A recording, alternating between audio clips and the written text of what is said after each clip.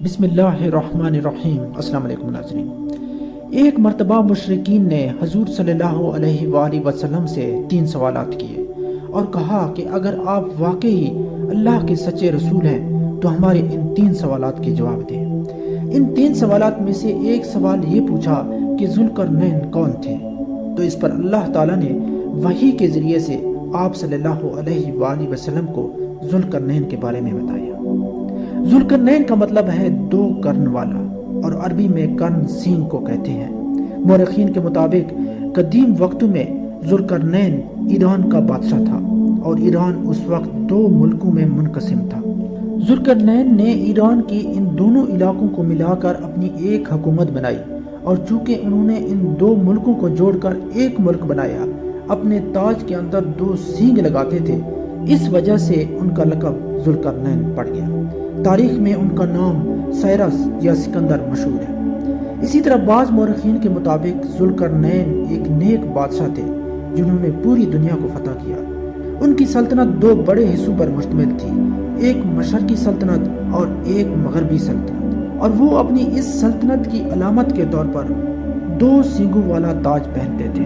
اور بعض کا قول ہے کہ ان کے دور میں لوگوں کے 2 قرن ختم ہو گئے، 100 برس کا ایک قرن ہوتا ہے، اور بعض کہتے ہیں کہ ان کے 2 گیسو تھے، اس لیے ذوالقرنین کہلاتے ہیں۔ قرآن مجید میں ذوالقرنین کے 3 سفروں کا حال بیان ہوا ہے جو سورہ کہف میں ہے، جن کی روایات بہت ہی عجیب اور عبرت خیز ہے۔ مورخین کے مطابق حضرت ذوالقرنین نے اپنا پہلا سفر شروع کرنے سے پہلے پرانی کتابوں میں پڑھا تھا کہ سام بن نوح علیہ السلام کی اولاد میں سے ایک شخص آب حیات کے چشمے میں پانی پی لے گا تو اس کو موت نہ آئے گی، اس لیے ذوالقرنین نے مغرب کا سفر کیا۔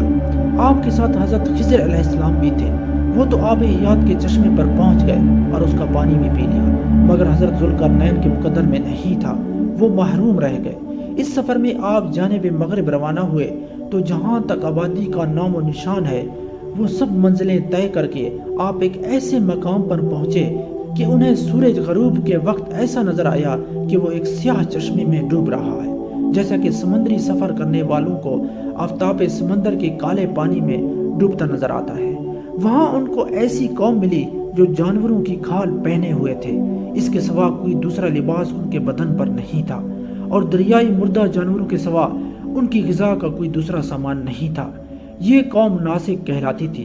حضرت ذوالقرنین نے دیکھا کہ ان کے لشکر بے شمار ہیں اور یہ لوگ بہت ہی طاقتور اور جنگجو ہیں، تو حضرت ذوالقرنین نے ان لوگوں کے گرد اپنی فوجوں کا گھیرا ڈال کر ان لوگوں کو بے بس کر دیا۔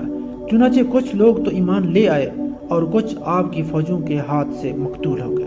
پھر آپ نے مشرق کا سفر فرمایا، یہاں تک کہ سورج طلوع ہونے کی جگہ پر پہنچے تو دیکھا کہ وہاں ایک ایسی قوم ہے جن کے پاس کوئی عمارت اور مکانات نہیں ہے۔ ان لوگوں کا یہ حال تھا کہ سورج طلوع ہونے کے وقت یہ لوگ زمین کے غاروں میں چھپ جاتے تھے، اور سورج ڈھل جانے کے بعد غاروں سے نکل کر اپنی روزی کی تلاش میں لگ جاتے تھے۔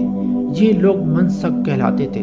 حضرت ذوالقرنین نے ان لوگوں کے مقابلے میں بھی لشکر آرائی کی، اور جو لوگ ایمان لائے ان کے ساتھ بہترین سلوک کیا، اور جو اپنے کفر پر اڑے رہے ان کو تہہ تیغ کر دیا۔ پھر آپ نے شمال کی جانب سفر فرمایا، یہاں تک کہ صدین 2 پہاڑوں کے درمیان میں پہنچے تو وہاں کی آبادی والوں کی عجیب و غریب زبان تھی۔